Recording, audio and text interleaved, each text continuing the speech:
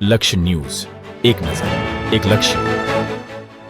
ડભોઈ તાલુકામાં માનીકૃપા યુવક ગ્રુપ સિદ્ધપુરને જૂની માંગરોળ ગામના સંજયભાઈ ઠાકોર, પ્રિથેશભાઈ ઠાકોર સહિત યુવકો એકત્ર થઈ ધારાસભ્ય શૈલેષભાઈ મહેતાના માર્ગદર્શન અને પ્રેરણાથી ડભોઈ તાલુકાના પવિત્ર યાત્રાધામ કુબેર ભંડારી કરનાળી ખાતે દર અમાસે જતા ભક્તો માટે સેવા પરમો ધર્મના સૂત્ર સાથે ચા નાસ્તાનું આયોજન કરી સેવા કરી રહ્યા છે.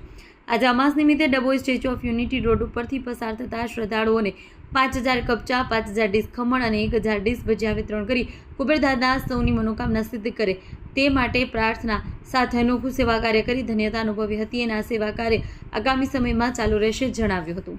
રિપોર્ટર આતિશસિંહ ઠાકોર, ડભોઈ. જય કુબેર.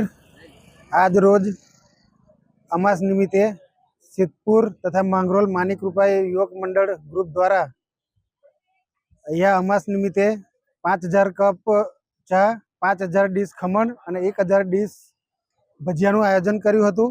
અને આ સેવા માનીકૃપા યુવક મંડળ દ્વારા અને શૈલેષ મહેતા સોટાના પ્રેરણાથી દર અમાસે અવિરતપણે ચાલે છે અને અગાઉ પણ ચાલુ રહેશે.